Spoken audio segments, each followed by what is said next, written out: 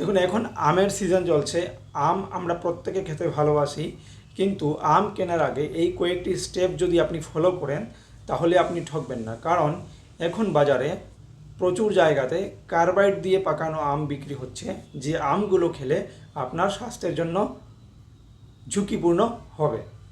প্রথমত, আপনি যখন আম কিনবেন তখন আমের গায়ের রঙটা চেক করবেন যে এটা কি সম্পূর্ণ হলুদ রঙের আছে, না মাঝে মধ্যে এটা সবুজ রঙের ছাপছোপ আছে, বা একটা কমপ্লিট হলুদ ছাড়া অন্য রকমের আছে।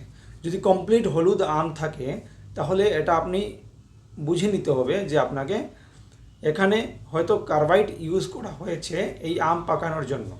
আম যখন কিনবেন হাতে নিয়ে একটু গন্ধ শুকিয়ে দেখবেন, যদি মিষ্টি গন্ধযুক্ত আসছে, আমের যে পাকার গন্ধ আসছে ভালো, তাহলে সেটা আপনি কিনতে পারেন। আর যদি একদম কম আসছে অথবা আসছেই না, তাহলে এটাকে আপনাকে অ্যাভয়েড করে চলতে হবে।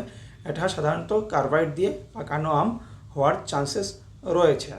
তৃতীয়ত হলো গিয়ে, দেখুন, আপনি যখন আম কিনবেন তখন দেখবেন আমটা বাইরে থেকে একদম ভালো পাকা আম, কিন্তু ভেতরে গলে গেছে এরকম যদি মনে হয় তাহলে এই আমটা কিনবেন না, কারণ এই আমটা সম্ভবত কার্বাইড দিয়ে পাকানো আম। আর যদি নর্মাল হয় তাহলে আপনি এটাকে কিনতে পারবেন। কার্বাইড দিয়ে পাকানো আম সাধারণত আপনি যখন ঘরে কিনে আনবেন তখন খুবই তাড়াতাড়ি এটা কিন্তু নষ্ট হয়ে যাওয়ার সম্ভাবনা রয়েছে। আর ন্যাচারালি পাকা আম কিন্তু খুবই তাড়াতাড়ি এটা নষ্ট হবে না।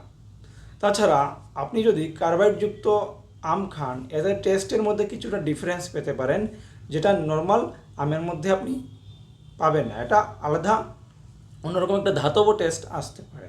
তো এই কয়েকটি স্টেপস যদি আপনি ফলো করেন তাহলে কিন্তু আপনি ভালো আম কিনতে পারবেন এবং আপনি কোনো ধরনের ভেজাল মুক্ত আম খেতে পারবেন। আর এই ভিডিওটি আপনি অন্যদের সঙ্গে শেয়ার করুন, যাতে সবাই এই সম্পর্কে জানতে পারে এবং আম কেনার জন্য সতর্কতা অবলম্বন করতে পারে।